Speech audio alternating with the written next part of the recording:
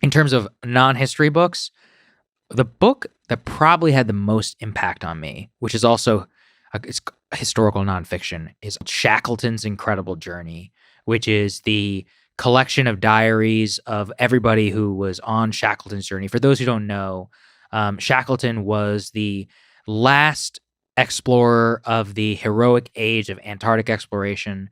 He led a ship called the Endurance, which froze in the ice off the coast of Antarctica in 1914. And they didn't have radios. They were the last exploration, a last one without the age of radio. And he happens to freeze in the ice. And then the ship collapses after a year, frozen in the ice.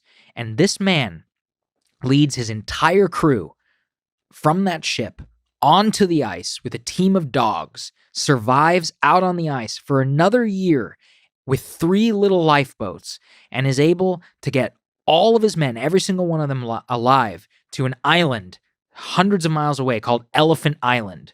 And when they got there, he had to leave everybody behind except for 6 people.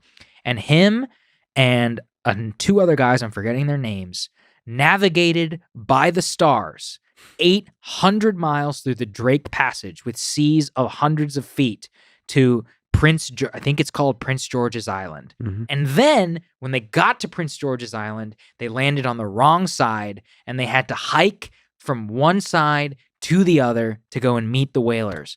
And every single one of those things was supposed to be impossible. Nobody was ever supposed to hike that island. It wasn't done again until like the 1980s with professional equipment. Mm-hmm. He did it after 2 years of starvation.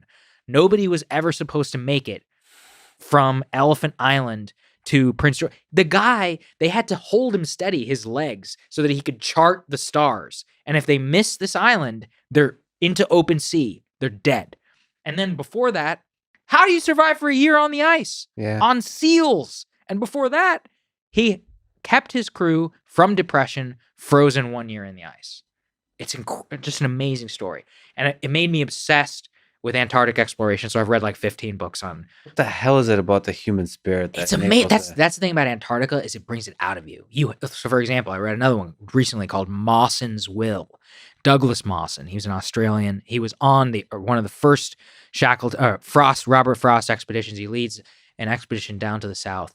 Him and a partner, they're leading explorations. 1908, something like that. Yes. They're going around Antarctica with dog teams. And what happens is they keep going over these snow bridges where there's a crevice, but it's covered in snow. Mm-hmm. And so one of the lead driver, the dogs go over and they plummet.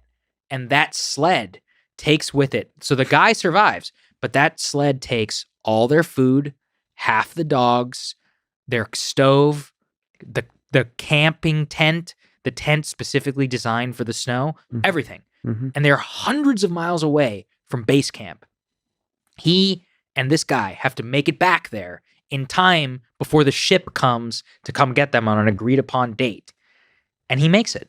But the guy he was with, he dies. And it's a crazy story. They have, first of all, they have to eat the dogs. A really creepy part of Antarctic exploration is everyone ends up eating dogs at different points. Yeah. And part of the theory, which is so crazy, is that the guy he was with was dying because they were eating dog liver. And dog liver has a lot of vitamin E, which if you eat too much of it can give you like a poisoning. And so Mawson, by trying to help his friend, was giving him more liver. Of all the things that kills you. I know, is dog liver. And so his friend ends up dying, have a horrific heart attack. All of that. Mawson crawls back hundreds of miles away, makes it back to base camp hours after the ship leaves. And 2 guys or a couple of guys stayed behind for him. And he basically has to recuperate for like 6 months before he can even walk again. But it's like you were saying about the human spirit. It's like Antarctica brings that out of people.